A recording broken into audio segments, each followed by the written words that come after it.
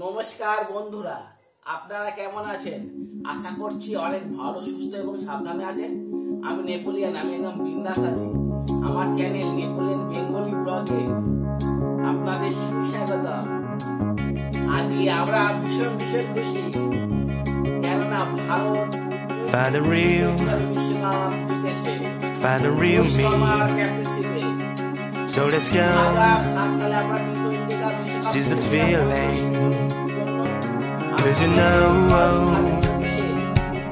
it's time for the meaning.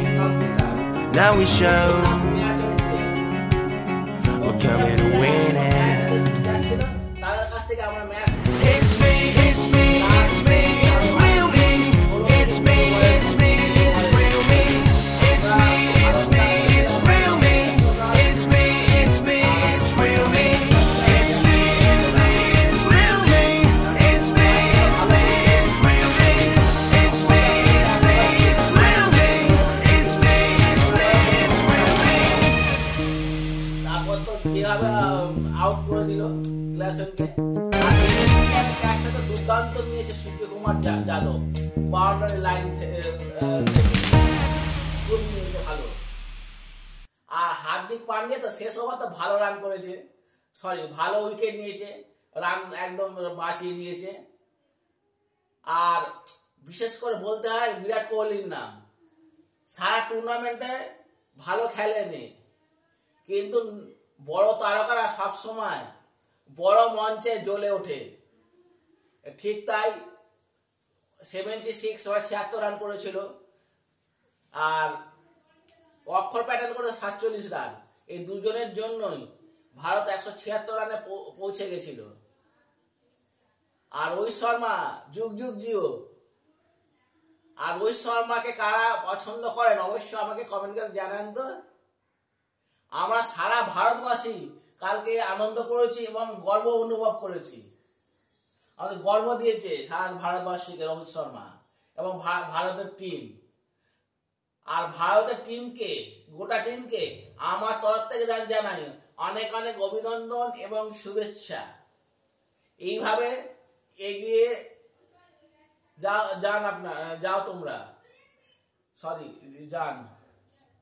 কথার মধ্যে যদি ভুল ভ্রান্তি থাকে তা আমাকে মাফ করে দেবেন। টি-টোয়েন্টি থেকে হয়তো বিরাট কোহলি বিদায় নিয়েছে, আর টি-টোয়েন্টি কাপ নেবে না, স্বপ্ন যেহেতু পূরণ হয়ে গেছে। আমরা 6-7 মাস আগে ওডিআই বিশ্বকাপে আমরা অস্ট্রেলিয়ার কাছে হেরেছিলাম। তখন আমরা খুব আমাদের হতাশা, চোখে জল পর্যন্ত বেরিয়ে গেছিল। রোহিত শর্মা এবং গোটা টিমের চোখে জল বেরিয়েছিল। সেই আক্ষেপ কালকে 29 জুন মিটল দক্ষিণ আফ্রিকাকে হারিয়ে। আর বিশেষ কিছু বলছি না। যদি ভিডিওটা ভালো হয়ে থাকে তাহলে লাইক, শেয়ার, কমেন্ট করবেন। আর যারা এখন আমার নেপোলিয়ান বেঙ্গলি ব্লগটাকে সাবস্ক্রাইব করেননি, অবশ্যই সাবস্ক্রাইব করে আমার পাশে থাকবেন, যাতে সুন্দর সুন্দর ভিডিও আপনাদের সামনে আমি তুলে ধরতে পারি। আর নোটিফিকেশন বেলটা অন করে রাখবেন, যে কোনো আমি ভিডিও ছাড়বো আপনাদের কাছে পৌঁছাবে।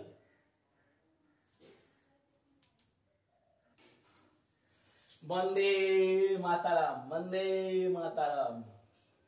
ইন্ডিয়া জিন্দাবাদ, ইন্ডিয়া অল দ্য বেস্ট।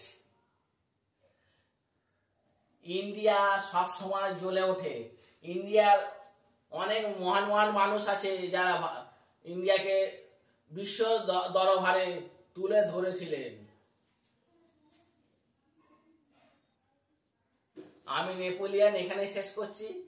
আপনারা ভালো থাকবেন, সুস্থ থাকবেন এবং সাবধানে থাকবেন। অন্য কোনো আবার ভিডিও আবার দেখতে পারবেন। টাটা, গুড বাই, সি ইউ।